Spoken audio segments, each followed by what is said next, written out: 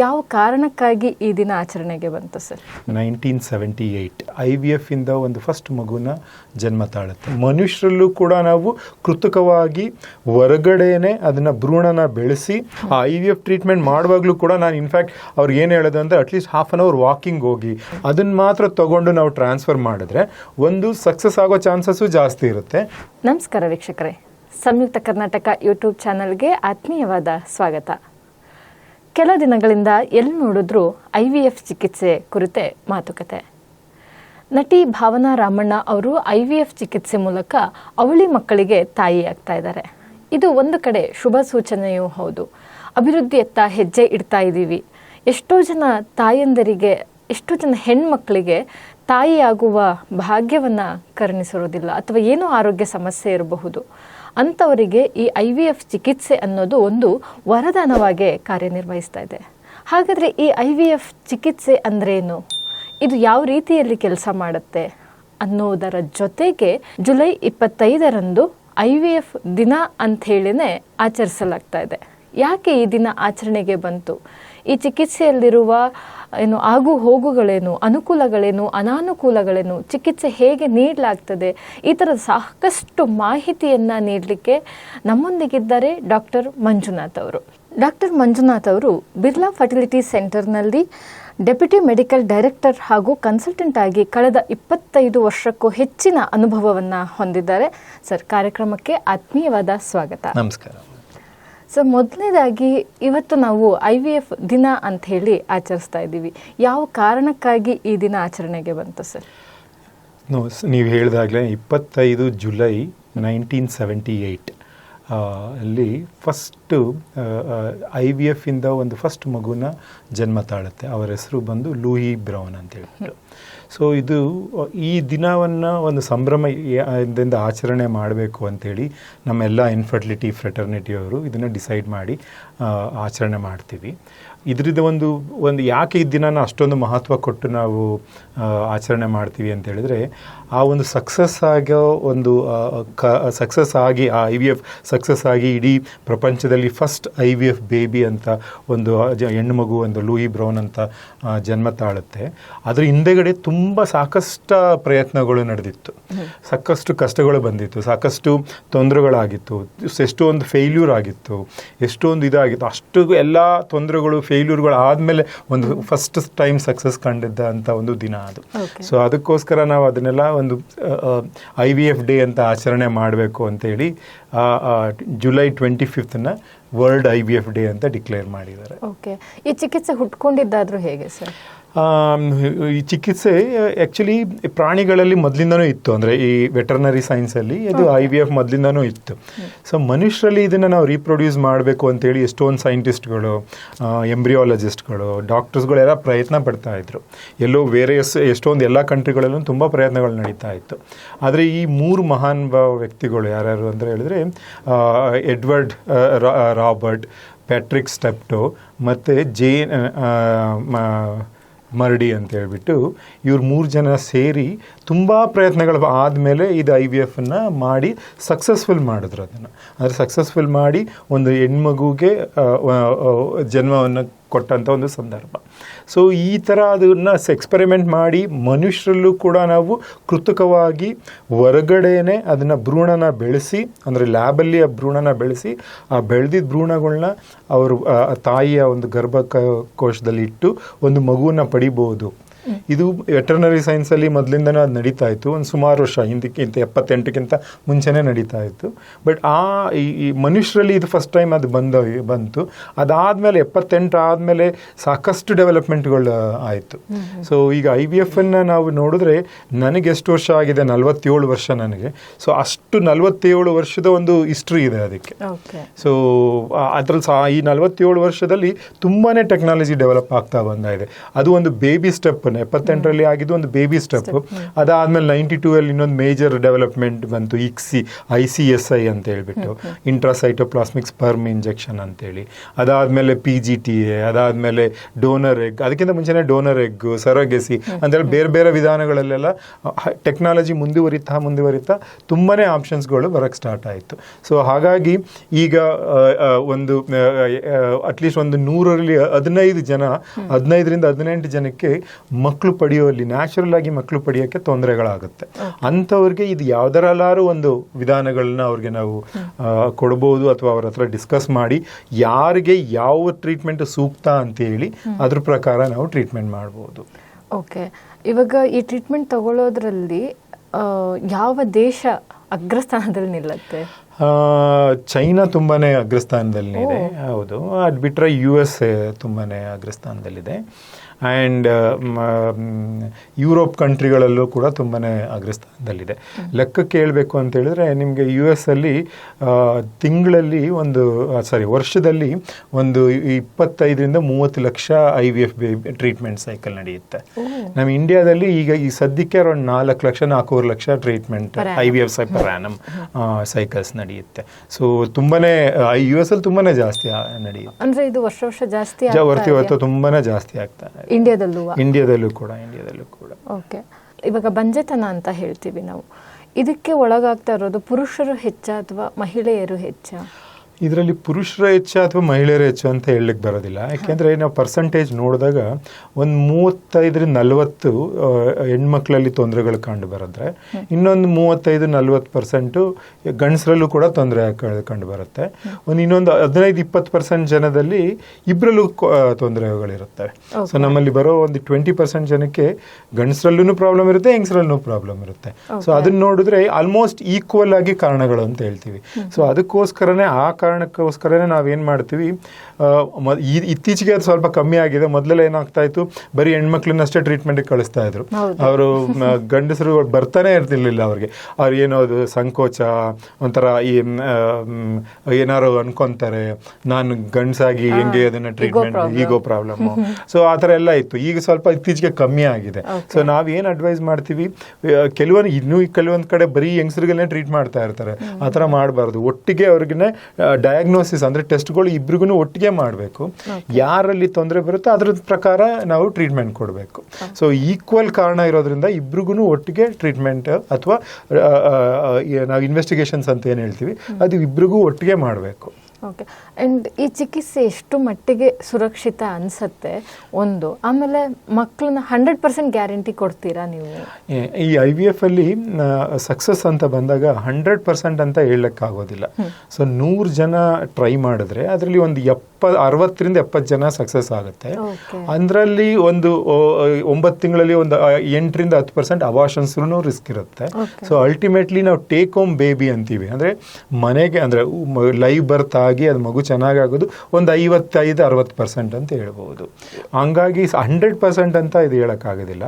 But ಇದರಲ್ಲಿ ಏನಪ್ಪ advantage ಅಂತ ಹೇಳಿದ್ರೆ, ಅಕಸ್ಮಾತ್ ಒಂದು ಸೈಕಲ್ ಆಗಲಿಲ್ಲ ಅಂದ್ಕೊಳ್ಳಿ, ಅವಾಗ 2ನೇ ಸೈಕಲ್ ಟ್ರೈ ಮಾಡಬೇಕು. 2ನೇ ಸೈಕಲ್ ಆಗಲಿಲ್ಲ, 3ನೇ ಸೈಕಲ್ ಟ್ರೈ ಮಾಡಬೇಕು. ಸೊ 3 ಸೈಕಲ್ ಟ್ರೈ ಮಾಡುವಷ್ಟರಲ್ಲಿ 90% ಜನ ಪ್ರೆಗ್ನೆಂಟ್ ಆಗ್ತಾರೆ. ಇನ್ನು 10% ಜನಕ್ಕೆ 3 ಸೈಕಲ್ ಟ್ರೈ ಮಾಡಿ ಆಗದೆ ಇರುವಂತ ಚಾನ್ಸಸ್ ಇರುತ್ತೆ ಹೊರತು. ಬಟ್ 90% ಜನಕ್ಕೆ 3 ಸೈಕಲಲ್ಲಿ ಒಂದಲ್ಲ ಒಂದು ಸೈಕಲಲ್ಲಿ ಅವ್ರು ಪ್ರೆಗ್ನೆಂಟ್ ಆಗ್ತಾರೆ. ಈ ಥರ ಎಷ್ಟು ಸೈಕಲ್ ಅವ್ರು ಟ್ರೈ ಮಾಡ್ಬೋದು? ಸಾಮಾನ್ಯವಾಗಿ ನಾವೇನು ಅಡ್ವೈಸ್ ಮಾಡ್ತೀವಿ, 3-4 ಅಡ್ವೈಸ್ ಮಾಡ್ತೀವಿ. ಅಲ್ಲಿ ಅಬ್ರಾಡಲ್ಲೆಲ್ಲ ಕೆಲವೊಂದ್ಸರಿ ಗೌರ್ಮೆಂಟ್ ಸ್ಪಾನ್ಸರ್ಡ್ ಟ್ರೀಟ್ಮೆಂಟ್ ಅವು. ಸೊ ಅವರಾಗಿದ್ದು ಅವರೇ ಖರ್ಚು ಮಾಡಬೇಕಾಗಿಲ್ಲ. ಇಲ್ಲಿ ನಾವು 3-4 ಸೈಕಲ್ ಅಂತ ಹೇಳಿದ್ರೆ ಅಮೌಂಟ್ ತುಂಬಾ ಆಗ್ಬಿಡುತ್ತೆ. ಅವ್ರಿಗೆ ಖರ್ಚು ಮಾಡೋ ಕೆಲವ್ರಿಗೊಬ್ರಿಗೆ ಇರುತ್ತೆ, ಕೆಲವ್ರಿಗೆ ಇರಲ್ಲ. ಸೊ ಹಾಗಾಗಿ ಅಲ್ಲಿ ಅಬ್ರಾಡಲ್ಲೆಲ್ಲ 7-8 ಸೈಕಲ್ವರೆಗೂ ಟ್ರೈ ಮಾಡ್ತಾರೆ.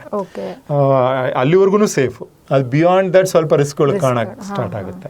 ಸೊ ನಮ್ಮಲ್ಲಿ ಏನು ಮಾಡ್ತೀವಿ, ಒಂದು 3-4 ಸೈಕಲ್ ಟ್ರೈ ಮಾಡೋಕ್ಕೆ ಹೇಳ್ತೀವಿ.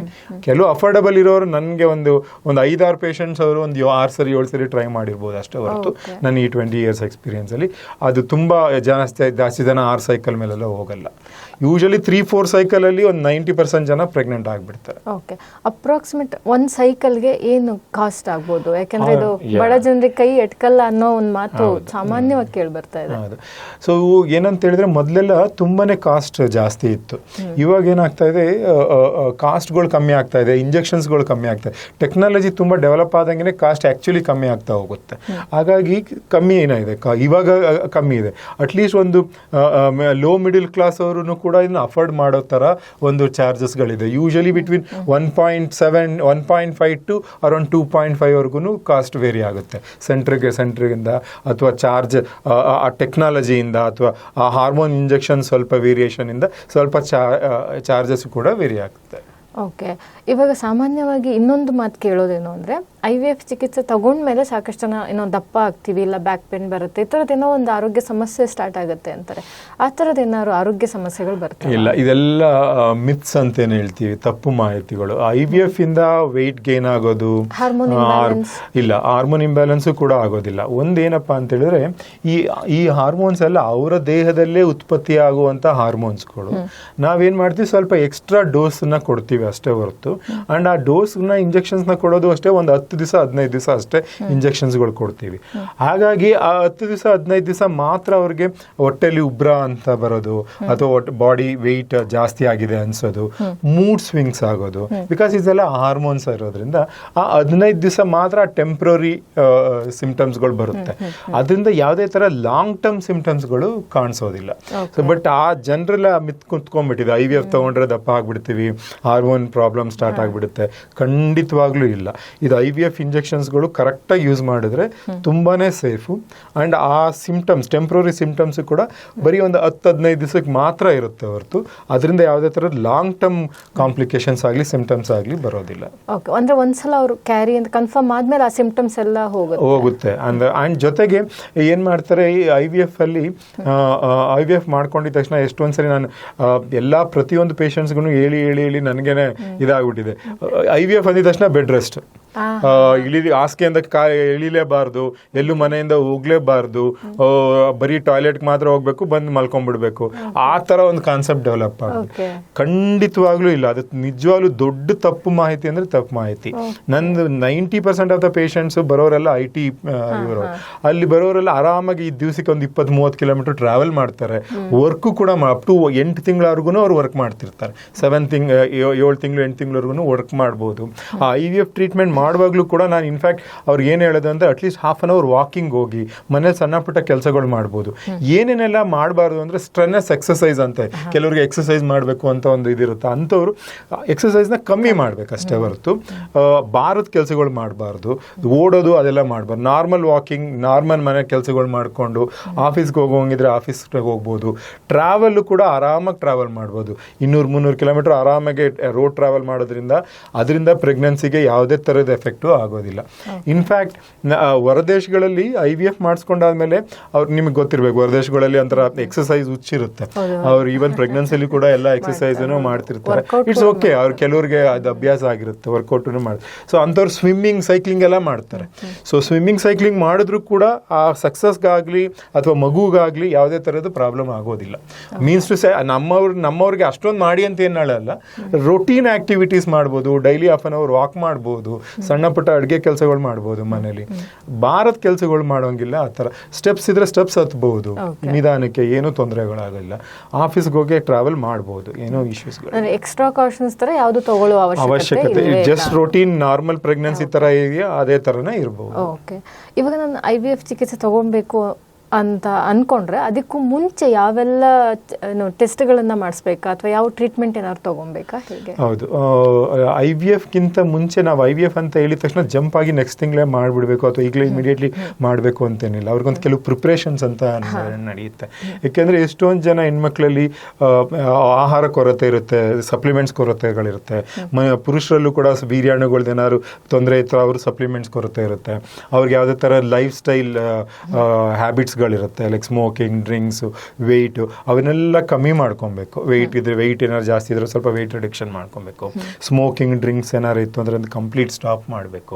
ಸಪ್ಲಿಮೆಂಟ್ಸ್ಗಳು, especially vitamin D, folic acid, ಕೆಲವು ಆ್ಯಂಟಿ ಆಕ್ಸಿಡೆಂಟ್ಸ್ ಅಂತೆಲ್ಲ ಬರುತ್ತೆ, ಅದನ್ನು ಸಪ್ಲಿಮೆಂಟ್ಸ್ಗಳು ತೊಗೋಬೇಕು.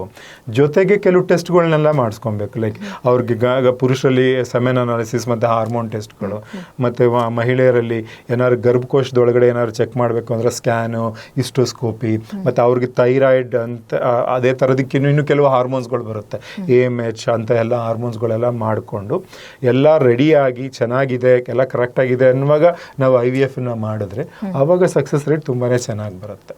ಸೊ ಅದಕ್ಕೆ ಕೆಲವು ಟೆಸ್ಟ್ಗಳನ್ನೆಲ್ಲ ಮಾಡಿಸ್ಕೊಂಡು ಅವ್ರಿಗೆ ಪ್ರಿಪೇರ್ ಆಗಿ, ಇವೆಲ್ಲ ಪ್ರಿಪೇರ್ ಆಗೋ ಜೊತೆಗೆ ಸೈಕಲಾಜಿಕಲಿನೂ ಅವ್ರು ಪ್ರಿಪೇರ್ ಆಗಬೇಕು. ಸೊ ನಾವೇನು ಮಾಡ್ತೀವಿ, ಒಂದು 2-3 ಕೌನ್ಸಿಲಿಂಗು ಕೂಡ ಸೈಕಲಾಜಿಕಲ್ ಕೌನ್ಸಿಲರ್ ಹತ್ರ ಕೊಟ್ಟು ಅವ್ರಿಗಲ್ಲಿರೋ ಒಂದು ಕೆಲವು ಭಯಗಳಿರುತ್ತೆ, ಕೆಲವು ಆಂಗ್ಸೈಟೀಸ್ಗಳಿರುತ್ತೆ, ಅದನ್ನೆಲ್ಲ ತೆಗ್ಸಿ ಆಮೇಲೆ ನೀವು IVFಗೆ ಎಂಟ್ರ್ ಆದರೆ, IVF ಟ್ರೀಟ್ಮೆಂಟ್ಗೆ ಎಂಟ್ರ್ ಆದರೆ ಅದರಲ್ಲಿ ಸಕ್ಸಸ್ಸು ಕೂಡ ತುಂಬ ಚೆನ್ನಾಗಿ ಬೇಗ ಸಿಗುತ್ತೆ, ರಿಸಲ್ಟ್ ಬೇಗ ಸಿಗುತ್ತೆ ಅನ್ನುವಂಥದ್ದು. ಇದರ ಜೊತೆಗೆ ನೀವು ಆಹಾರದ ಬಗ್ಗೆ ಹೇಳ್ತಾ ಇದ್ರಿ ಇವಾಗ, ವಿಟಮಿನ್ಸ್ ಅಂತೇಳಿ ಯಾವೆಲ್ಲ ಆಹಾರಗಳನ್ನು ತಗೊಂಡ್ರೆ ಸೂಕ್ತ, ಮತ್ತು IVF ಚಿಕಿತ್ಸೆ ಸ್ಟಾರ್ಟ್ ಮಾಡಿದ ಮೇಲೆ ನಮ್ಮ ಫುಡ್ ರಿಸ್ಟ್ರಿಕ್ಷನ್. ಸೊ IVFಗಿಂತ ಮುಂಚೆ ನಾನು ಹೇಳಿದಾಗಲೇ ವಿಟಮಿನ್ ಡಿ ಈ ಆಹಾರದಲ್ಲೂ ಸಿಗುತ್ತೆ, ಬಟ್ ಇತ್ತೀಚಿನ ಆಹಾರಗಳಿಗೆ ನಿಮಗೆ ಗೊತ್ತಿರ್ಬೋದು ಎಲ್ಲ ಕೊರತೆಗಳೂ ಇದೆ.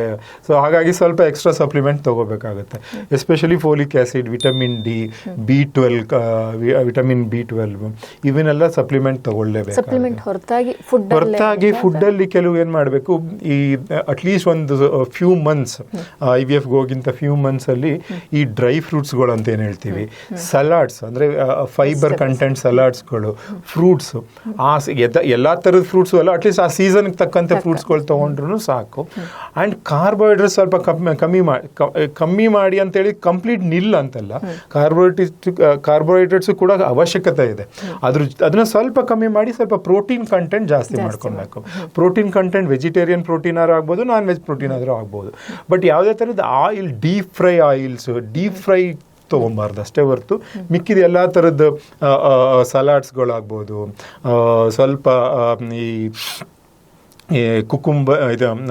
ಕುರ್ಕುಮಿನ್ ಅಂತ ಹೇಳ್ಬಿಟ್ಟು ಅರ್ಶಿನದ ಇದು, ಅವೆಲ್ಲ ಆಂಟಿ ಆಕ್ಸಿಡೆಂಟ್ ಆಗಿ ಅವ್ರಿಗೆ ಸಹಾಯ ಮಾಡುತ್ತೆ.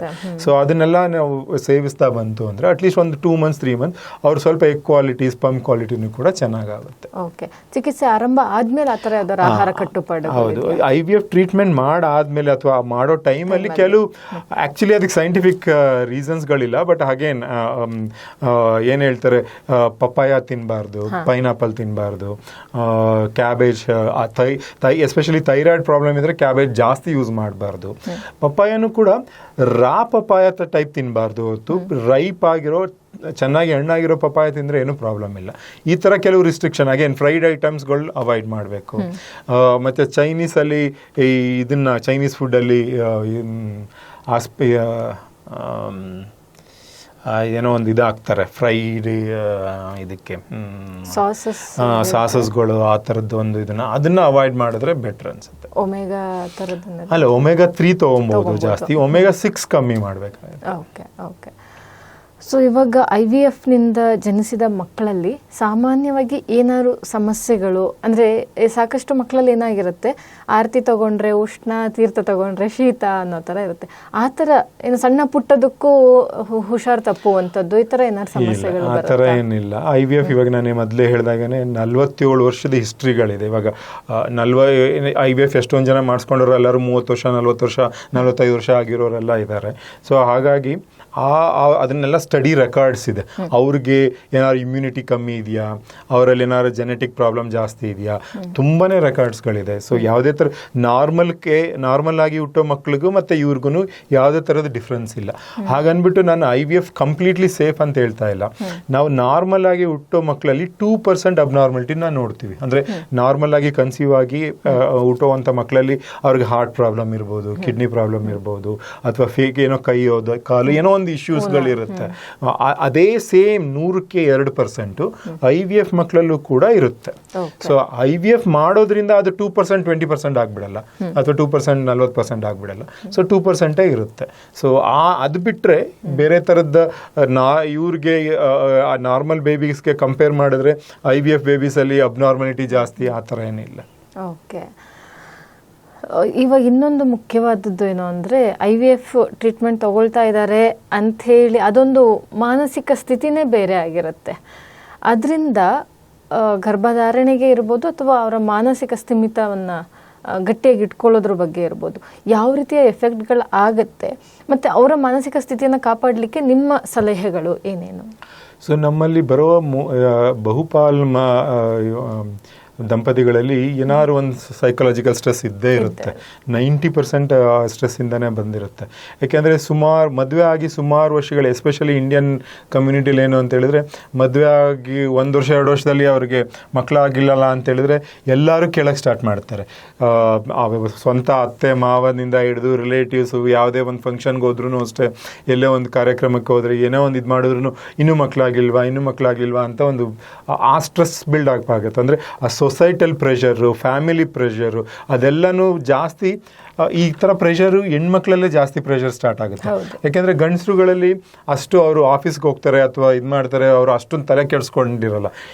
ಇವ್ರಿಗೆ ಹೆಣ್ಮಕ್ಳಲ್ಲಿ ತುಂಬಾ ಆ ಪ್ರೆಷರ್ ಬಿಲ್ಡಪ್ ಆಗ್ತಾ ಆಗುತ್ತೆ. ಅಂಥವ್ರಿಗೆ ನಾವೇನು ಮಾಡ್ತೀವಿ, ಫಸ್ಟ್ ಬಂದಾಗ ಸೈಕಾಲಜಿಕಲ್ ಕೌನ್ಸಿಲಿಂಗ್ ಅಂತ ಒಂದು 3-4 ಸೈಕಾಲಜಿಕಲ್ ಕೌನ್ಸಿಲಿಂಗ್ ಕೊಟ್ಟು ಅವ್ರಿಗೆ ಇದು ಕ್ವೈಟ್ ಕಾಮನ್, ನಿಮ್ಮ ಥರ ನೀವು ಒಬ್ಬರೇ ಅಲ್ಲ, 100ರಲ್ಲಿ 15 ಜನಕ್ಕೆ ಈ ಥರ ಇಶ್ಯೂಸ್ಗಳಿರುತ್ತೆ, and most of them treatment ತೊಗೊಂಡ್ರೆ ಸರಿ ಹೋಗುತ್ತೆ. ಆ ಥರನೆಲ್ಲ ಅವ್ರಿಗೆ ಒಂದು ಪಾಸಿಟಿವ್ ಥಾಟ್ಸ್ಗಳನ್ನ ಕೊಟ್ಟು ಅವ್ರನ್ನ ಮಾನಸಿಕವಾಗಿ ರೆಡಿ ಮಾಡ್ತೀವಿ. ಅದ್ರ ಜೊತೆಗೆ ಇನ್ನೂ ಎಕ್ಸ್ಟ್ರಾ ತುಂಬ ಏನಾದ್ರು ಬೇಕು ಅಂತ ಹೇಳಿದ್ರೆ ಸೈಕಿಯಾಟ್ರಿಸ್ಟ್ ಎವ್ಯಾಲ್ಯೂಯೇಷನ್ ಅಂತಲೂ ಕೂಡ ಮಾಡಿಸ್ತೀವಿ. ಹೌದು, ಯಾಕೆ ಅಂದರೆ ಅಕ್ಕಪಕ್ಕ ಇರ್ಬೋದು, ರಿಲೇಟಿವ್ಸ್ ಇರ್ಬೋದು, ಅವಳು IVF ಟ್ರೀಟ್ಮೆಂಟ್ ತಗೊಂತಾ ಇದ್ದಾಳಂತೆ ಕಣೆ ಅಂಥೇಳಿ ಮಾತುಗಳು ಸಹಜವಾಗಿ ಬರುತ್ತೆ. ಅದನ್ನ ಹೆಣ್ಮಕ್ಳು ಎದುರಿಸೋದು ತುಂಬಾನೇ ಕಷ್ಟ ಆಗುತ್ತೆ. ಹೌದು, ಇತ್ತೀಚೆಗೆ ಏನಾಗುತ್ತೆ ಅಂದ್ರೆ ಸ್ವಲ್ಪ ಅವೇರ್ನೆಸ್ ಬರ್ತಾ ಇದೆ. IVF ಅಂದ್ರೂ ಇಟ್ಸ್ ಕ್ವೈಟ್ ನಾರ್ಮಲ್, ರಿಸ್ಕ್ ಇಲ್ಲ ಆ ಥರ ಎಲ್ಲ. ಬಟ್ ಸ್ಟಿಲ್ ಕೆಲವ್ರು ಏನಂತಾರೆ, ಅದನ್ನೊಂಥರ ಸ್ಟಿಗ್ಮಾ ಥರ ನೋಡ್ತಾರೆ. ಸೊ ಏನೋ ನ್ಯಾಚುರಲ್ ಆಗಿ ಆಗ್ತಾ ಇಲ್ಲ, ನೀನು IVF ಮಾಡಿಸ್ಕೊಳ್ತಾ ಇದೆಯಾ, ಆ ಟೈಪ್ ಆ ಥರ. ಬಟ್ ಅದನ್ನ ನಾವು ಎಜುಕೇಶನ್ ಕೊಟ್ಟು, ಅವೇರ್ನೆಸ್ ಕೊಟ್ಟು ಅದನ್ನ ತೆಗಿಬೇಕು ಆ್ಯಕ್ಚುಲಿ. ಸೊ ಈ ಥರ ಕೆಲವ್ರಿಗೆ ತೊಂದರೆಗಳು ಬಂದೇ ಬರುತ್ತೆ. ಒಂದು 100ರಲ್ಲಿ ಒಂದು 15% ಜನಕ್ಕೆ ತೊಂದರೆಗಳು ಬಂದೇ ಬರುತ್ತೆ. ಬಟ್ ಆ ತೊಂದರೆ ಬಂತು ಅಂದರೆ ಅದು ರೋಡ್ ಎಂಡ್ ಅಲ್ಲ, ಅಂದರೆ ಅಲ್ಲಿಗೆ ಮುಗ್ದಿಲ್ಲ. ಎಷ್ಟೊಂದು ಜನಕ್ಕೆ ಸಿಂಪಲ್ IVF ಆಗಲಿಲ್ಲ, ಬೇರೆ ಅಡ್ವಾನ್ಸ್ಡ್ IVF ಟೆಕ್ನಾಲಜೀಸ್ಗಳೆಲ್ಲ ಬಂದಿದೆ. ಆ ಥರದ್ದೆಲ್ಲ ತೊಗೊಂಡು ನೋಡಿ ಅವ್ರಿಗೆ ಯಾವುದು ಸೆಟ್ ಆಗುತ್ತೆ ಅದ್ರ ಪ್ರಕಾರ ಟ್ರೀಟ್ಮೆಂಟ್ನ ತೊಗೊಂಡ್ರೆ ನಾನು ಮೊದಲು ಹೇಳಿದಾಗೆ 90% ಜನಕ್ಕೆ ಮಗು ಆಗೋ ಚಾನ್ಸಸ್ ತುಂಬ ಚೆನ್ನಾಗಿರುತ್ತೆ. ಓಕೆ, ನೀವು ಇವಾಗ ಅಡ್ವಾನ್ಸ್ ಟೆಕ್ನಾಲಜಿ ಅಂತ ಹೇಳಿದ್ರಿ. ಈ IVF ಚಿಕಿತ್ಸೆಯಲ್ಲಿ ಯಾವ್ಯಾವ ವಿಧಗಳಿದೆಯಾ, ಮತ್ತು ಅತ್ಯಾಧುನಿಕ ವಿಧಾನ ಅಂದರೆ ಯಾವ ಥರದ್ದು, ಹೇಗೆ? ಸೊ ನಾನು ಫಸ್ಟ್ ಹೇಳಿದಾಗೆ 78 IVF ಅಂತ ಸ್ಟಾರ್ಟ್ ಆಯಿತು. ಅದಾದಮೇಲೆ 1992 ಅಲ್ಲಿ ICSI ಅಂತ ಅಡ್ವಾನ್ಸ್ ಆಯಿತು. ಸೊ IVF ಅಲ್ಲಿ ಏನು ಮಾಡ್ತೀವಿ, ಲ್ಯಾಬಲ್ಲಿ ಎಗ್ಗು ಸ್ಪಮ್ನ ಜಾಯಿನ್ ಮಾಡೋಕ್ಕೆ ಅದಾಗಿದೆ ಒಂದು ಡಿಶಲ್ಲಿ ಹಾಕಿ ಇನ್ಕ್ಯುಬೇಟ್ ಮಾಡ್ತೀವಿ. ICSI ಅಲ್ಲಿ ಒಂದು ಎಗ್ಗಿಗೆ ಒಂದು ಸ್ಪಮ್ನ ನಾವೇ ಮೈಕ್ರೋಸ್ಕೋಪಲ್ಲಿ ಜಾಯಿನ್ ಮಾಡ್ತೀವಿ. ಜಾಯಿನ್ ಮಾಡಿ ಅದನ್ನು ಫರ್ಟಿಲೈಸ್ ಮಾಡಿಸಿ ಅದನ್ನು ಡೆವಲಪ್ ಮಾಡ್ತೀವಿ. ಅದಾದಮೇಲೆ ಏನು ಬಂತು, ಈ ಡೋನರ್ ಎಗ್ಗು, ಅಂದರೆ ಕೆಲವರಿಗೆ ಎಗ್ಗುಗಳು ಖಾಲಿ ಆಗಿಬಿಡುತ್ತೆ ಅಥವಾ ಎಗ್ಗುಗಳು ಕ್ವಾಲಿಟಿ ಕಮ್ಮಿ ಆಗುತ್ತೆ. ಅಂಥವ್ರಿಗೆ ಬೇರೆಯವ್ರದ ದಾನಿಗಳಾಗಿ ಎಗ್ಗನ್ನ ತಗೊಂಡು ಅವ್ರಿಗೆ ಅವ್ರ ಹಸ್ಬೆಂಡ್ ಸ್ಪಮ್ಸ್ಗಳನ್ನ ಹಾಕಿ ಆ ಭ್ರೂಣಗಳನ್ನ ಮಾಡಿ ಆ ಭ್ರೂಣನ ಅವ್ರದೇ ಗರ್ಭದಲ್ಲಿ ಇಂಪ್ಲಾಂಟ್ ಮಾಡ್ತೀವಿ. ಅಂದರೆ 9 ತಿಂಗಳು ಬೆಳೆಯೋದು ಅವ್ರ ಗರ್ಭದಲ್ಲೇ ಬೆಳೆಯುತ್ತೆ. ಎಗ್ ಮಾತ್ರ ಡೋನರ್ ಅಥವಾ ದಾನಿಗಳಿಂದ ತಗೊಂಡಿರ್ತೀವಿ, ಅದು ಡೋನರ್ ಎಗ್. ಅಥವಾ ಸರೋಗೇಟ್ ಅಂತ, ಅಕಸ್ಮಾತ್ ಗರ್ಭಕೋಶನೇ ಹಾಳಾಗಿರುತ್ತೆ ಅಥವಾ ಯಾವುದೋ ಒಂದು ಆಪರೇಷನ್ ಮಾಡಿ ಗರ್ಭಕೋಶ ತೆಗೆದು ಬಿಟ್ಟಿರ್ತಾರೆ, ಅಂಥವ್ರಿಗೆ ಏನು ಮಾಡ್ತೀವಿ, ಅವ್ರದ್ದು ಭ್ರೂಣನ ತಗೊಂಡು ಬೇರೆ ಬಾಡಿಗೆ ತಾಯಿ ಅಥವಾ ಸರಗೆಸಿ ಅಂತ ಏನು ಹೇಳ್ತೀವಿ ಅವರಲ್ಲಿ ಬೆಳೆಸೋ ಅಂತ ಟ್ರೀಟ್ಮೆಂಟು ಕೂಡ ಮಾಡ್ಬೋದು. ಬಟ್ ಆ ಸರಗೆಸಿ ಮಾಡಲಿಕ್ಕೆ ಕೆಲವು ಲೀಗಲ್ ರಿಸ್ಟ್ರಿಕ್ಷನ್ಸ್ಗಳಿದೆ. ಆ ಲೀಗಲ್ ಲೀಗಲ್ ಡಾಕ್ಯುಮೆಂಟ್ಸ್ ಪ್ರಕಾರನೇ ಮಾಡಬೇಕು. ಅದ್ರ ಪ್ರಕಾರ ಮಾಡೋಕ್ಕೆ ಅವಕಾಶಗಳಿದೆ. ಸೊ 2021 ಆದಮೇಲೆ ಕರೆಕ್ಟ್ ಗೈಡ್ಲೈನ್ಸ್ಗಳು ಬಂದಿದೆ. ART ಮತ್ತು ಸರಗೆಟ್ ಲಾ ಅಂತ ಹೇಳ್ಬಿಟ್ಟು ಕರೆಕ್ಟ್ ಗೈಡ್ಲೈನ್ಸ್ ಬಂದಿದೆ. ಆ ಗೈಡ್ಲೈನ್ಸ್ ಪ್ರಕಾರನೇ ಮಾಡ್ಬೋದು ಸರಗೆಟ್ ಮದರ್ ಮಾಡ್ಬೋದು. ಅದು ಬಿಟ್ಟರೆ ಇನ್ನು PGTA ಅಂತ ಒಂದು ಟೆಕ್ನಾಲಜಿ. ಏನಪ್ಪ ಅಂತ ಹೇಳಿದ್ರೆ, ಕೆಲವು ಭ್ರೂಣಗಳು ಎಲ್ಲ, ಇವಾಗ ಸಪೋಸ್ ಒಂದು ಮಹಿಳೆಯಲ್ಲಿ ಅಥವಾ ಒಂದು ದಂಪತಿಯಲ್ಲಿ 5 ಭ್ರೂಣ ಉತ್ಪತ್ತಿ ಆಯಿತು ಅಂದರೆ, ನಾವು IVF ಮಾಡಿದಾಗ ಸಾಮಾನ್ಯವಾಗಿ ಮಲ್ಟಿಪಲ್ ಭ್ರೂಣಗಳು ಆಗುತ್ತೆ. ಒಂದು 4-5 ಭ್ರೂಣಗಳು ಉತ್ಪತ್ತಿ ಆಯಿತು ಅಂದರೆ ಅದರಲ್ಲಿ ಐದಕ್ಕೈದೂ ಜೆನೆಟಿಕಲಿ ನಾರ್ಮಲ್ ಇರಲ್ಲ. ಸೊ ಅದ್ರಲ್ಲಿ ಕೆಲವು ಅಬ್ನಾರ್ಮಲ್ ಇರಬಹುದು. ಆ ಮೋಸ್ಟ್ ಆಫ್ ದ ಅಬ್ನಾರ್ಮಲ್ ಎಂಬ್ರಿಯೋನ ಒಳಗಡೆ ಹಾಕಿದಾಗ ಅದು ಅಂಟ್ಕೊಳ್ಳಲ್ಲ, ಪ್ರೆಗ್ನೆನ್ಸಿ ಆಗಲ್ಲ. ಕೆಲವೊಂದು ಸರಿ ಅಂಟ್ಕೊಂಡು ಅದು ಅಬ್ನಾರ್ಮಲ್ ಬೇಬಿ ಆ ಥರ ಆಗ್ಬೋದು. ನಾನು ಹೇಳಿದ್ನಲ್ಲ 2% 3% ಇದರಲ್ಲಿ. ಬಟ್ ಅದನ್ನು ಮೊದಲೇ ಕಂಡಿಡ್ಕೊಬೋದು. ಸೊ ನಾವು ಭ್ರೂಣಗಳನ್ನ ಅವ್ರಿಗೆ ಹಾಕೋಕ್ಕಿಂತ ಮುಂಚೆನೇ ಅವ್ರ ಭ್ರೂಣಗಳ ಮೇಲೆ ಜೆನೆಟಿಕ್ ಟೆಸ್ಟ್ ಮಾಡ್ತೀವಿ. ಅದನ್ನು PGTA ಅಂತ ಕರಿತೀವಿ, ಪ್ರೀ ಇಂಪ್ಲಾಂಟೇಷನ್ ಜೆನೆಟಿಕ್ ಟೆಸ್ಟಿಂಗ್ ಅಂತ. ಅಂದರೆ ಪ್ರೀ ಇಂಪ್ಲಾಂಟೇಷನ್ ಅಂದರೆ ಮೊದಲೇ ಹಾಕೋಕ್ಕಿಂತ ಮುಂಚೆನೇ ಅದನ್ನು 5ರಲ್ಲಿ ಯಾವುದು ಜೆನೆಟಿಕಲಿ ನಾರ್ಮಲ್ ಇದೆಯಾ, ಯಾವುದು ಬೆಸ್ಟ್ ಇದೆ ಅಂತ ಕಂಡಿಡ್ಕೊಳ್ಳಿಕ್ಕೆ ಟೆಸ್ಟ್ ಮಾಡ್ಬೋದು. ಆದರೆ 5ರಲ್ಲಿ 1 ಅಥವಾ 2 ಚೆನ್ನಾಗಿರ್ಬೋದು. ಅದನ್ನು ಮಾತ್ರ ತಗೊಂಡು ನಾವು ಟ್ರಾನ್ಸ್ಫರ್ ಮಾಡಿದ್ರೆ ಒಂದು ಸಕ್ಸಸ್ ಆಗೋ ಚಾನ್ಸಸ್ಸು ಜಾಸ್ತಿ ಇರುತ್ತೆ, ಎರಡನೇದು ಅಬ್ನಾರ್ಮಲಿಟಿ ಆಗೋ ರೇಟ್ನು ಕೂಡ ಕಮ್ಮಿ ಮಾಡ್ಬೋದು. ಸೊ ಇದು ಇನ್ನು ಲೇಟೆಸ್ಟ್ ಟೆಕ್ನಾಲಜಿ ಆಗಿ ಬರ್ತಾ ಇದೆ. ಮತ್ತೆ IVF ಮತ್ತೆ IUI ಇದು ಏನ್ ಡಿಫ್ರೆನ್ಸ್? IVF ಮತ್ತೆ IUI ಅಲ್ಲಿ ಏನ್ ಮಾಡ್ತೀವಿ, IVF ಅಲ್ಲಿ ಅವ್ರಿಗೆ ಒಂದು ಮಹಿಳೆಗೆ ಒಂದು 10 ದಿವಸ ಇಂಜೆಕ್ಷನ್ಸ್ ಕೊಟ್ಟು ಒಂದು ಸಣ್ಣ ನೀಡಲ್ನ ಪಾಸ್ ಮಾಡಿ, ಯಾವುದು ಹೊಟ್ಟೆ ಕೊಯ್ದು ಆಪರೇಷನ್ ಮಾಡೋದಿಲ್ಲ, ಸ್ಮಾಲ್ ನೀಡಲ್ ಅನಸ್ಥಿಷ್ಯ ಕೊಟ್ಟು ಪೇನ್ ಆಗಬಾರ್ದು ಅಂತ ಒಂದು ಸ್ಮಾಲ್ ನೀಡಲ್ನ ಪಾಸ್ ಮಾಡಿ ಎಗ್ಗನ್ನ ಈಚೆ ತಗೊಂತೀವಿ. ಎಗ್ಗನ್ನ ಈಚೆ ತಗೊಂಡು ಆ ಲ್ಯಾಬಲ್ಲಿ ಒಂದು ಎಗ್ಗಿಗೂ ಒಂದು ಸ್ಪಮ್ನ ಜಾಯಿನ್ ಮಾಡಿ ಆ ಟೋಟಲ್ ಭ್ರೂಣನೇ ಕೂಡ ನಾವು ಲ್ಯಾಬಲ್ಲಿ ಗ್ರೋ ಮಾಡ್ತೀವಿ. 3 ದಿವಸ ಅಥವಾ 5 ದಿವಸ ಗ್ರೋ ಮಾಡಿ ಆ ಬೆಳೆದಿದ್ದ ಭ್ರೂಣನ ತಗೊಂಡು ಇವ್ರ ಗರ್ಭಕೋಶದಲ್ಲಿ ಟ್ರಾನ್ಸ್ಫರ್ ಮಾಡ್ತೀವಿ. ಇದು IVF ಅಥವಾ ICSI ಅಂತ ಟ್ರೀಟ್ಮೆಂಟ್. ಅದೇ IUI ಸಿಂಪಲ್ ಟ್ರೀಟ್ಮೆಂಟ್. ಅದರಲ್ಲಿ ಏನು ಮಾಡ್ತೀವಿ, ಎಗ್ಗನ್ನ ಈಚೆ ತಗೊಳ್ಳಲ್ಲ, ಎಗ್ ಬೆಳಿಲಿಕ್ಕೆ ಮೆಡಿಸಿನ್ಸ್ ಕೊಟ್ಟು ಎಗ್ಗು ರಿಲೀಸ್ ಆಗೋ ಟೈಮಲ್ಲಿ, ಅಂದರೆ ಸ್ಕ್ಯಾನ್ ಮಾಡ್ಕೊಂಡು ಗೊತ್ತಾಗುತ್ತೆ ನಮಗೆ ಎಗ್ ರಿಲೀಸ್ ಆಗೋ ಆ ರಿಲೀಸ್ ಆಗೋ ಟೈಮಲ್ಲಿ ಅವರ ಪುರುಷರ ಸ್ಪಮ್ಸ್ನ ತಗೊಂಡು ಅದನ್ನ ಕ್ಲೀನ್ ಮಾಡಿ ಬರೀ ವೀರ್ಯಾಣು ಆ ಸ್ಪಮ್ಸ್ನ ಮಾತ್ರ ಅವ್ರ ಗರ್ಭಕೋಶದೊಳಗಡೆ ಟ್ರಾನ್ಸ್ಫರ್ ಮಾಡ್ತೀವಿ. ಸೊ ಇದು IUI ಅಂತ ಹೇಳ್ತಾರೆ. IUI ಫಸ್ಟು ಅದು ಸಿಂಪಲ್ ಟೆಕ್ನಿಕ್, ಅದು OPD ಮಾಡುವಂಥ ಸಿಂಪಲ್ ಟೆಕ್ನಿಕ್. ಸೊ ಹಾಗಾಗಿ ಅದಕ್ಕೆ ಜಾಸ್ತಿ ಪ್ರಿಪ್ರೇಷನ್ ಆಗಲಿ ಏನು ಬೇಕಾಗಿಲ್ಲ, ಕಾಸ್ಟು ಕೂಡ ತುಂಬಾ ಕಮ್ಮಿ. ಸೊ ಅದಕ್ಕೆ ಫಸ್ಟು IVFಗೆ ಜಂಪ್ ಮಾಡಿಬಿಡಲ್ಲ ನಾವು. 1-2 ಸೈಕಲ್ಲು ಅಥವಾ 3 ಸೈಕಲ್ IUI ಅಂತ ಟ್ರೈ ಮಾಡಿ ಅದರಲ್ಲಿ ಆಗಿಲ್ಲ ಅಂತ ಹೇಳಿದ್ರೆ ಅವಾಗ ಮಾತ್ರ ನಾವು IVF ಟ್ರೀಟ್ಮೆಂಟ್ನ ಸಜೆಸ್ಟ್ ಮಾಡ್ತೀವಿ. IUI ಅಲ್ಲಿ ಕಮ್ಮಿ ಇರ್ತದೆ. IUI ಅಲ್ಲಿ ಒಂದು ಸಾಮಾನ್ಯವಾಗಿ ಒಂದು 10ರಿಂದ 15% ಚಾನ್ಸಸ್ ಇರುತ್ತೆ ಅಷ್ಟೇ, ಎಲ್ಲ ಚೆನ್ನಾಗಿತ್ತು ಅಂತ ಹೇಳಿದ್ರೆ. ಅದೇ IVF ಅಲ್ಲಿ ಅರೌಂಡ್ 60-70% ಚಾನ್ಸಸ್ ಇರುತ್ತೆ. ಸೊ ಇತ್ತೀಚಿನ ದಿನಗಳಲ್ಲಿ IVF ಬಗ್ಗೆ ಜನರಿಗೆ ಅರಿವು ಬರ್ತಾ ಇದೆ ಅಂತ ಹೇಳಿ ಏನಾರು ಅನ್ಸುತ್ತಾ ಸರ್, ಅಥವಾ ಇನ್ನೂ ಏನಾರು ತುಂಬಾ ಡೌಟ್ಸ್ ಇಟ್ಕೊಂಡು ಬರ್ತಾರಾ ಕ್ಲೈಂಟ್ಸ್? ಇಲ್ಲ, ಕೆಲವರು ಅಟ್ಲೀಸ್ಟ್ ಸಿಟೀಸ್ಗಳಲ್ಲಿ ಇರೋರು ಓದಿರೋರು, ಅಟ್ಲೀಸ್ಟ್ ಈ ಎಲ್ಲ ಸೋಷಿಯಲ್ ಮೀಡಿಯಾದಲ್ಲಿ ತಿಳ್ಕೊಂಡಿರೋರು, ಸ್ವಲ್ಪ ಅವೇರ್ನೆಸ್ ಬಂದಿದೆ, ಅವರೇ ಬಂದು ಎಷ್ಟೊಂದು ಜನ ನಮ್ಗೆ IVF ಮಾಡಿ IUI ಮಾಡಿ ಅಂತಾನು ಕೇಳ್ತಾರೆ. ಬಟ್ ಕೆಲವು ರೂರಲ್ ಏರಿಯಾದಲ್ಲಿ ಇರೋರಿಗೆ ಇನ್ನೂ ಅದ್ರ ಬಗ್ಗೆ ಹೆಚ್ಚಿನ ಮಾಹಿತಿಗಳೇ ಇಲ್ಲ. ಹಾಗಾಗಿ ಮೇ ಬಿ ಈ ಸುದ್ದಿ ಮಾಧ್ಯಮದಲ್ಲಿರ್ಬೋದು ಅಥವಾ ಪ್ರಿಂಟ್ ಮೀಡಿಯಂಗಳಲ್ಲಿರ್ಬೋದು ಆ ರೂರಲ್ ಏರಿಯಾಗಳಲ್ಲಿ ಸ್ವಲ್ಪ ಇವ್ರಿಗೆ ಅವೇರ್ನೆಸ್ ಜಾಸ್ತಿ ಮಾಡ್ತಾ ಬಂತು ಅಂದರೆ ಮೋಸ್ಟ್ಲಿ ಅವ್ರಿಗೆ ತುಂಬ ಇದು ಬೆನಿಫಿಟ್ ಆಗುತ್ತೆ. ಯಾಕೆಂದರೆ ಅಲ್ಲಿ ರೂರಲ್ ಏರಿಯಾದಲ್ಲಿ ಇರೋರಿಗೆ 10 ವರ್ಷ 15 ವರ್ಷ ಆಗಿರುತ್ತೆ ಮಕ್ಕಳಾಗ್ದೇ ಮದುವೆ ಆಗಿ, ಬಟ್ ಇನ್ನೂ ಅವರು ಯಾವುದೇ ಥರದ ಒಂದು ಸಿಂಪಲ್ ಟ್ರೀಟ್ಮೆಂಟು ಕೂಡ ತೊಗೊಳ್ಲಿಕ್ಕೆ ಮುಂದೆ ಬಂದಿರೋಲ್ಲ. ಸೊ ಅಂತ ನಾನೇ ಮೊದಲೇ ಹೇಳಿದಾಗೇ ನಮ್ಮ ಇಂಡಿಯಾದಲ್ಲಿ IVF ಅವಶ್ಯಕತೆ ಬಂದು ಆಲ್ಮೋಸ್ಟ್ 25 lakhs ಅವಶ್ಯಕತೆ ಇದೆ, 25 to 30 lakhs ಅವಶ್ಯಕತೆ ಇದೆ. ಬಟ್ ನಾವು ಈಗ ಮಾಡ್ತಾ ಇರೋದು ಬರೀ 3-4 ಲಕ್ಷ ಸೈಕಲ್ಸ್ ಅಷ್ಟೇ ಈ ವರ್ಷಕ್ಕೆ. ಆ್ಯಕ್ಚುಲಿ ಸ್ಟಾಟಿಸ್ಟಿಕ್ಸ್ ಪ್ರಕಾರ 30-35 ಲಕ್ಷ ಸೈಕಲ್ ಬೇಕಾಗುತ್ತೆ. ಅಂದರೆ ಅಷ್ಟೊಂದು ಸೈಕಲ್ಸು ನಾವು ರೂರಲ್ ಏರಿಯಾದಲ್ಲಿ ಇನ್ನೂ ಬರ್ತಾ ಇಲ್ಲ ಜನಗಳು. ಸೊ ಅಂಥವ್ರಿಗೆಲ್ಲ ಈ ಥರದ್ದು ಒಂದು ಟೆಕ್ನಾಲಜಿ ಇದೆ, ಇದು ಸೇಫು ಸಿಂಪಲ್ಲು ಅಂತೇಳಿ ನಾವು ಸುದ್ದಿ ಮುಟ್ಟಿಸಿದ್ರೆ ಮೇ ಬಿ ಅವ್ರು ಮುಂದೆ ಬರ್ತಾರೆ.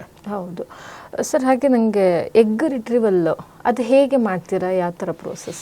ಎಗ್ ರಿಟ್ರೀವಲ್ ಅಲ್ಲಿ ಏನು ಮಾಡ್ತೀವಿ, 10 ದಿವಸ 11 ದಿವಸ ಇಂಜೆಕ್ಷನ್ಸ್ ಕೊಟ್ಟಾದ್ಮೇಲೆ ಎಗ್ ಫಾಲಿಕಲ್ಸ್ ಎಲ್ಲ ಅಂತೇಳಿ ರೆಡಿ ಆಗುತ್ತೆ. ಅದನ್ನು ಟ್ರಾನ್ಸ್ ವೆಜೈನಲ್ ಸ್ಕ್ಯಾನ್, ಅಂದರೆ ವೆಜೈನಸ್ ಮೂಲಕನೇ ಒಂದು ಸ್ಕ್ಯಾನ್ ಮಾಡಿಬಿಟ್ಟು ಆ ಸ್ಕ್ಯಾನ್ ಮೂಲಕನೇ ಒಂದು ಸಣ್ಣ ನೀಡಲ್ನ ಪಾಸ್ ಮಾಡ್ತೀವಿ. ಅನಸ್ಥಿಷ್ಯ ಕೊಟ್ಟಿರ್ತಾರೆ, 10ರಿಂದ 15 ನಿಮಿಷ ಅನಸ್ಥಿಷ್ಯದಲ್ಲಿರ್ತಾರೆ. ಸೊ ಅವ್ರಿಗೆ ಯಾವುದೇ ಥರದ ಪೇಯ್ನ್ ಆಗೋದಿಲ್ಲ.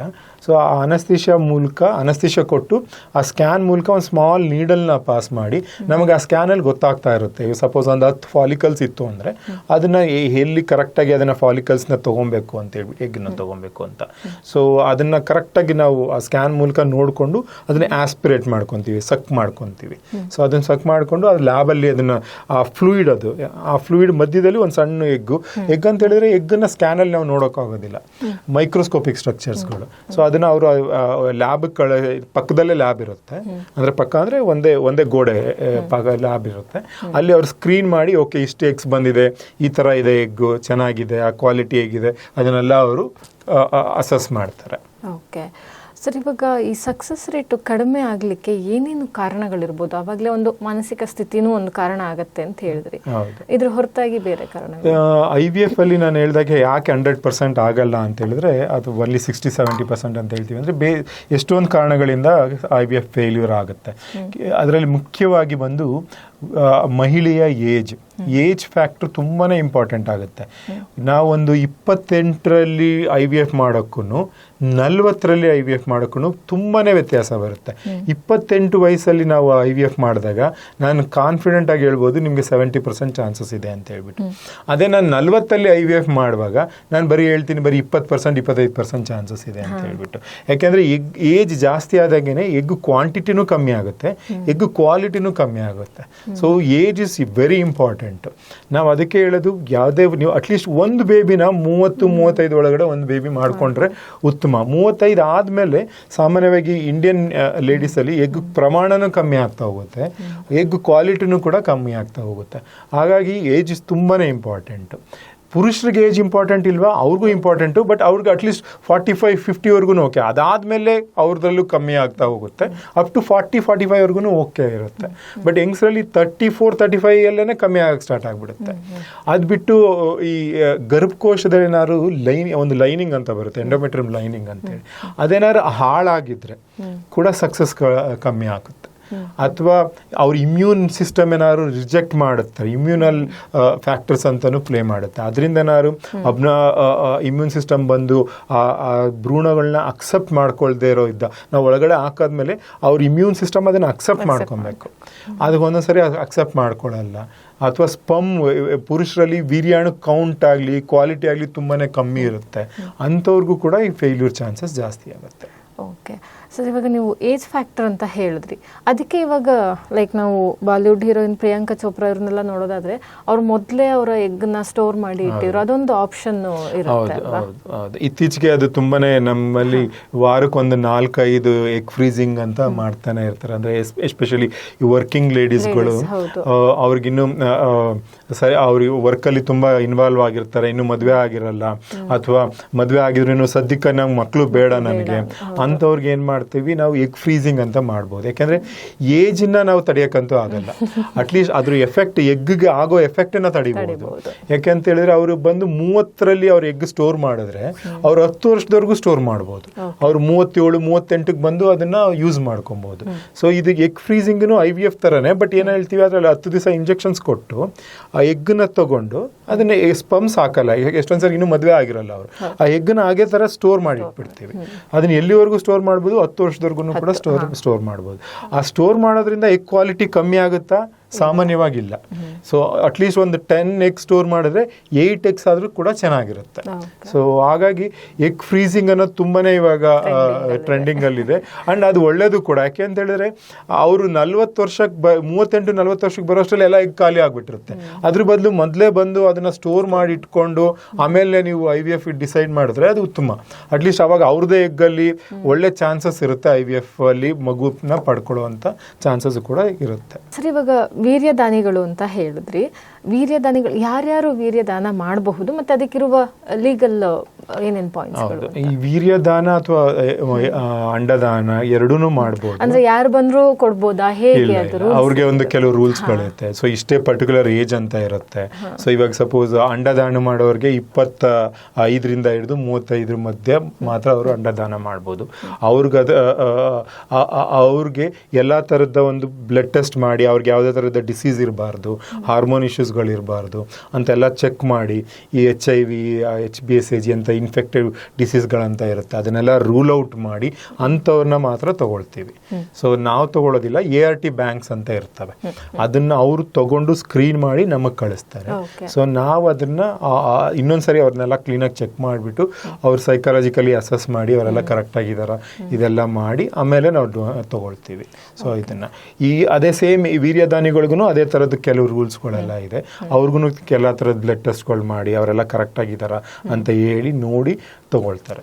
ಓಕೆ, ಬಟ್ ಆಮೇಲೆ ಆ ವೀರ್ಯದಾನಿಗಳ ನೇಮನ್ನ ಎಲ್ಲೂ ಅನೌನ್ಸ್ ಮಾಡಬಾರ್ದು. ಸಾಮಾನ್ಯವಾಗಿ ಅನೌನ್ಸ್ ಮಾಡಲ್ಲ, ರಿವೀಲ್ ಮಾಡಬಾರ್ದು. ಹೌದು. ಬಟ್ ಕೆಲವೊಂದ್ಸರಿ ಅವ್ರ ರಿಲೇಟಿವ್ಸ್ಗಳನ್ನ ಕರ್ಕೊಂಬರ್ತಾರೆ, ತಗೊಬಹುದು. ಈ 2021 ART ರೂಲ್ಸ್ ಪ್ರಕಾರ ರಿಲೇಟಿವ್ಸ್ನ ನಾವು ದಾನಿಗಳಾಗಿ ತಗೊಬೋದು. ಅವಾಗ ಆಬ್ವಿಯಸ್ಲಿ ಅವ್ರಿಗೆ ಗೊತ್ತಾಗುತ್ತೆ. ಬಟ್ ರಿಲೇಟಿವ್ ಅಲ್ದೇ ಇರೋರ್ನ ನಾವು ರಿವೀಲ್ ಮಾಡೋ ಹಾಗಿಲ್ಲ. ಸೊ ನೋಡಿದ್ರಲ್ಲ ವೀಕ್ಷಕರೇ, ಇದಿಷ್ಟು IVF ಚಿಕಿತ್ಸೆ ಕುರಿತು ನಡೆದ ಚರ್ಚೆಯಾಗಿತ್ತು. ನಿಮಗೂ ಏನಾದ್ರು ಸಂದೇಹಗಳಿದ್ರೆ, ಪ್ರಶ್ನೆಗಳಿದ್ದರೆ ದಯಮಾಡಿ ಅದನ್ನು ಕಮೆಂಟ್ ಬಾಕ್ಸ್ನಲ್ಲಿ ಹಾಕಿ.